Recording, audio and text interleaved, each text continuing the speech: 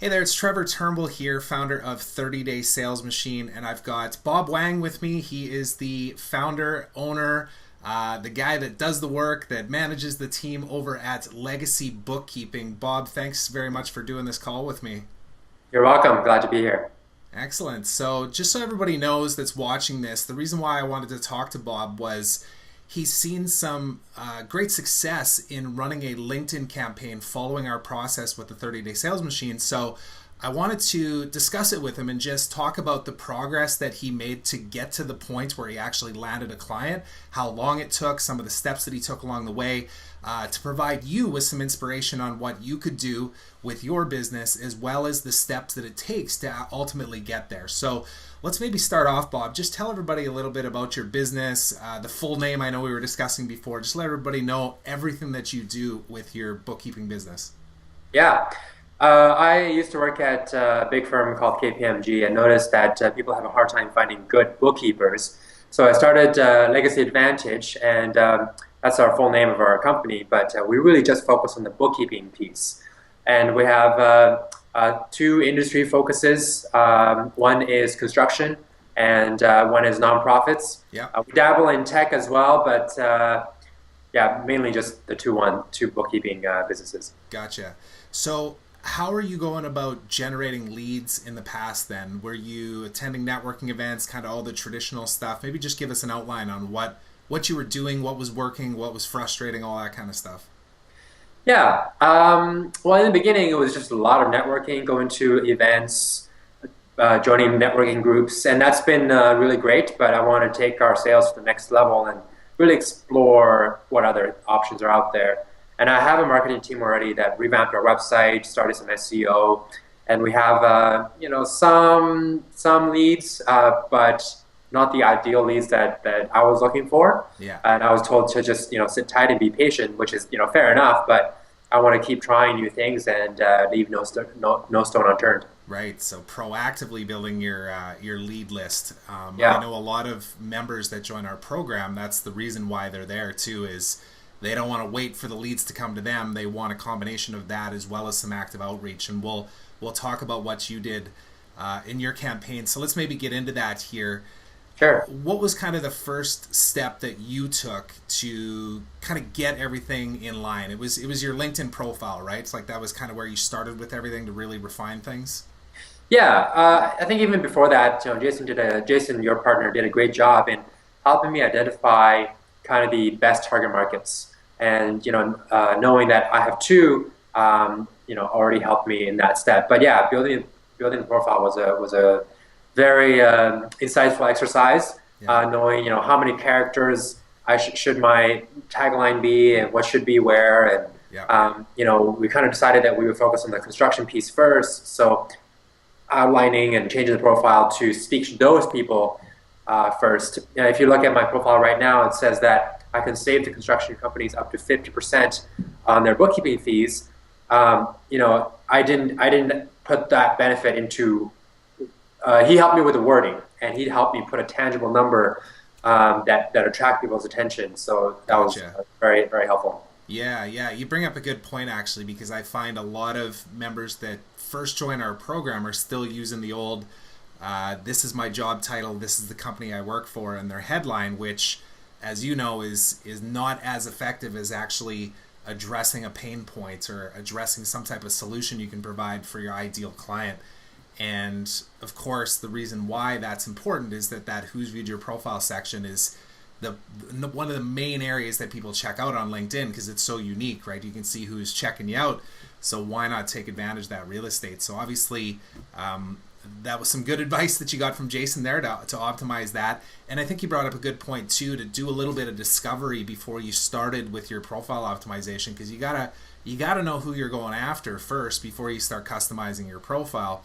Yeah. And once you do that, though, then you can start to really dig in and refine your searches, set up your saved searches. So just give everybody kind of a sense of what that was. Who was the target audience? Were they CEO types? Were there specific locations? Like, what kind of targeting did you do? Right. So our main target market is construction and trades, just because we add tremendous value to those type of clients. We bring in a lot of technology, cost savings, and ultimately yeah, add value to them. And so, unfortunately, not a lot of trades and construction people are on LinkedIn. Yeah, very true. And so, Jason had a really great idea of having a kind of a main campaign and a sub campaign. Yeah, And so we started by, identifying all tradespeople within a radius of 25 miles of our office, and that's a strategic reason because I want to be able to see my clients on a regular basis. yeah, Um, but there was only about I think 1,000 or so, and that wasn't enough to actually have a big enough base. And so we went to all the nonprofits within 25-mile radius, and that gave us enough. So right. yeah, and then we kind of broke it up into 7 different levels, 7 different save searches that we could run each Yeah. day, and that was how we broke down the save search process. Gotcha. So you're using the automation tools to be able to view those profiles, create some awareness. Hopefully people are looking at your headline, something captures their attention. Again, obviously that's why you're, using that very benefit-based statement in your headline like that. And so you were running you were actually going after 2 separate target audiences too, which is a good idea if you're, the kind of business that could work with multiple industries. And you brought up a good point too, that sometimes, and I know we've experimented and found this too, working in the construction industry, that those people that run construction companies are still very much blue collar, getting their hands dirty. They're in the field. They're not necessarily in the office. So, Yeah, on the other side, you find a lot of people that are in IT or software as a service, or there's a wide variety of industries where people are at their computers a lot. And you just never know, I guess. But it was a good idea to kind of diversify, expand your opportunities by going after both at the same time. And then with regards to your messaging then, so what were you doing? So you were actively reaching out to those people, trying to connect with them, and then following up, or maybe just tell people the sequence of how you created that messaging strategy? Yeah, I think so. There's that invite, and the invite said something like, "Hi, I want to connect with more people in the construction industry. If you're looking to connect, please accept," or something like that. Yeah. And then once accepted, my team or your team would send a response back to say, "Thanks for connecting. I work." Do a lot of bookkeeping for the construction trades, and notice that there's really 2 pain points. One is a very manual process. The other is cost. And so if you're struggling with those things, let me know. Either way, I'd love to know how satisfied you are in your bookkeeping process. Right. Yeah, that was the invite to connect. Right. And the follow-up message. So really just opening the conversation up to, again, address the pain point to get them to respond. That was your first intent. Yeah. And you brought up the point, too, of our team doing some of that work for you. Of course, we had some of our virtual assistants working on Bob's campaign. So Bob's a member of our 30-day sales machine program, but he also upgraded to be able to work with our virtual assistants. We have a whole trained team that specializes in everything you need to do to actually execute a campaign, from viewing profiles to sending connection requests, monitoring responses, and then sending those follow-up messages as well. So a lot of the work really got taken off your plate too. So how much time do you think you've probably put into this over, because you've been doing this for about a month now, right? How much time do you figure you're putting in every day? 5-10 minutes. 5-10 minutes? Yeah. And then a little bit more work up front, obviously, to get things set up. Yeah, for sure. Quite a few Skype calls and with Jason, and obviously had to do a lot of soul searching and kind of writing up those benefits on my profile. But other than that, your team is doing a good job and viewing, responding, and I just kind of check my message list to see who has responded, and I would respond if there is a response. So it takes the majority of the work off my plate. Gotcha. Yeah. So everything's tracked along the way. You're really just jumping in when the opportunities have got to the point where they've shown some interest, which makes it worth your time to actually spend the time to give them some custom responses, try and line up those meetings, that type of thing. Yeah, actually, that's one point. So Jason asked me, what I would, if like, to what extent do I want the virtual assistant team to go? And I said, I didn't really have a canned response to my question. So I asked, what sort of pain points do you have?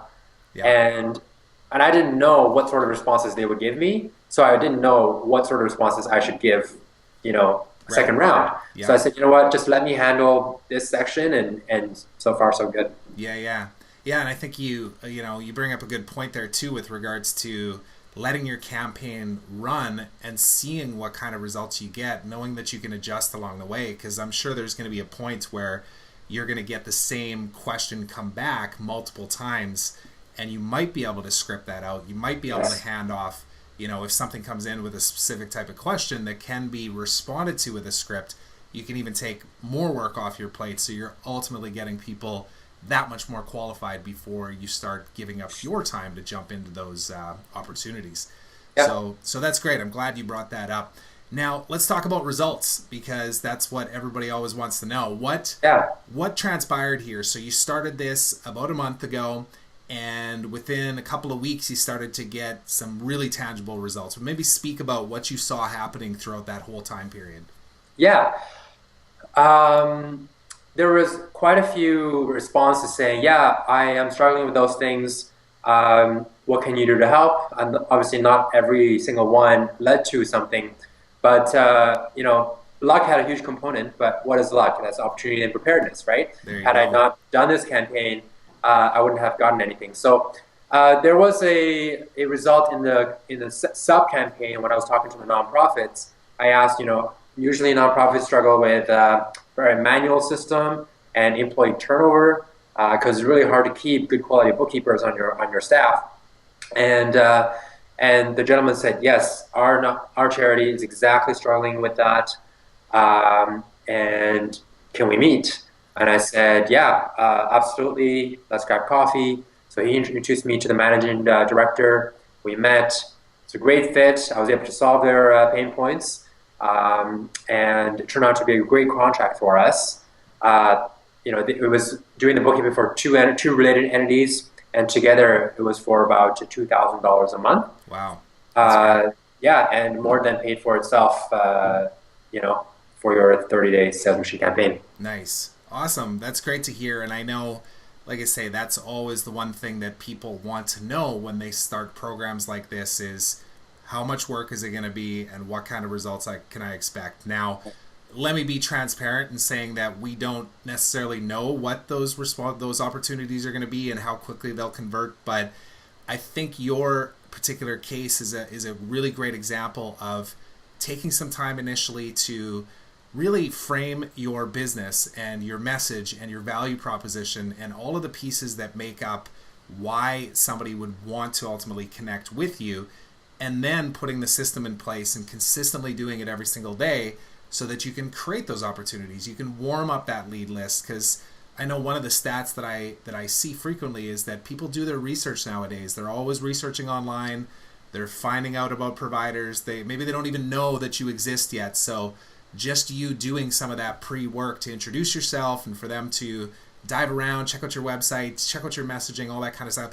It's all part of the process, right? It's never one particular thing. It's always Yeah. just being consistent and really nailing your message. And I think that's what you've done a great job of. And I want to encourage everybody that's watching this to take some time, make sure you get the messaging right, make sure that you target your audience right, and you could be seeing results like this where you could get a new client within a couple of weeks that will pay for this program tenfold in a very, very quick time period. So any other thing that you would want to say to people that are watching this, Bob, just as far as, if they're on that fence of whether or not they think this will work for their business and just the process and the time involved and all that kind of stuff?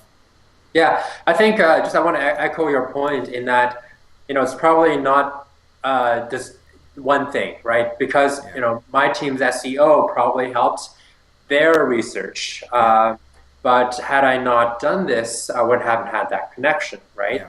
And also, I think I was really lucky in getting results so quickly because I was skeptical in the beginning. Um, Yeah. but your results might come in 1 month, 2 months, 3 months, and your deal might be worth 10,000, 20,000, 50,000, and who knows, right? Yeah. It's an investment, and if you stick to it, I think it will work. Yeah. Thank you for that. That's a great way to put it too. It is an investment. It's an investment in building a sustainable long-term sales pipeline that will reap rewards in the long term, not just in the short term. So it's great to hear about your quick success, but I have no doubt that we'll probably talk to you again and follow up and find out that there'll be more and more every single month, because you'll be consistently doing this month over month. So Yeah. for anybody that's watching this and are interested, go to 30daysalesmachine.com. There's a bunch of information on that page that talks more about what's all included in the program, including all of the training videos, the resources, the support systems that we offer through our Facebook and LinkedIn groups, and our monthly mentoring sessions. We have quarterly challenges for our members as well to keep them accountable and motivated. We're really all about getting you results and providing you the support that you need so that you don't feel frustrated along the way like a lot of online programs might make you feel. That's not us. We're here to help you, and we want to get you the results that you deserve. So thanks very much for this, Bob. Appreciate it. Yeah, you're welcome. See you later.